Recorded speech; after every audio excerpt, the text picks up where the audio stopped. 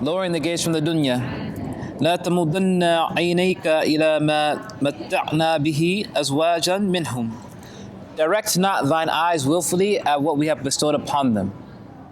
So Allah subhanahu wa ta'ala, in all these concepts that we're talking about, have to do with the aspect of tasawwuf, making much dhikr, following the path of Allah subhanahu wa ta'ala, abstaining from love of the dunya.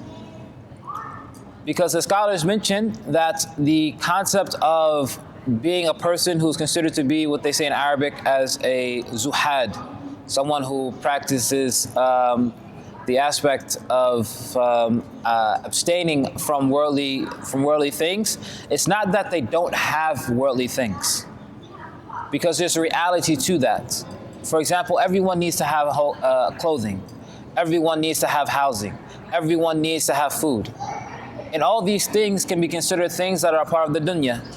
But the way that Imam Ghazali rahimahullah ta'ala had explained the dunya to us, he compared the dunya, he said that the dunya is everything that is between the heavens and the earth. Everything. كُلِّ شَيْءٍ بَيْنَ السَّمَاوَاتِ وَالْأَرْضِ. Everything that is between the heavens and the earth that take us away or distract us from Allah subhanahu wa ta'ala. That is the dunya. So anything that we're using as a means in order to worship Allah subhanahu wa ta'ala, then that is not necessarily considered to be the dunya. So people ask, how do I, practice, abstinence from the dunya and things of that nature?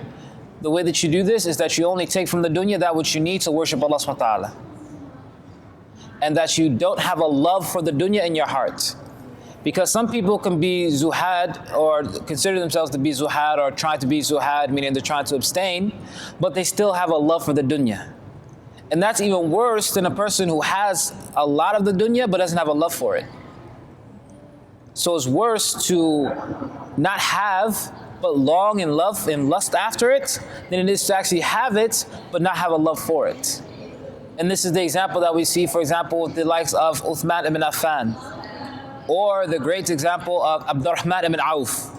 They used to say about Abdurrahman ibn Auf that when he used to come into Medina, that the Aisha radiallahu anha, it's related about Aisha radiallahu anha, that one time she was in her home in Medina, and she felt the ground start to shake. And she didn't know what was going on, so she asked someone, what is that? What is going on? Why is the ground shaking? And the person told her that, the caravan of Abdurrahman ibn Auf is coming to Medina, is arriving in the city. And that's just to say that Abdurrahman ibn Auf, his caravan had so many camels and so much belongings on it that it made the ground shake. However, Abdurrahman ibn Auf was a person who you would never consider to be a person of the dunya. So again, having the dunya in your hand, but not having it in your heart.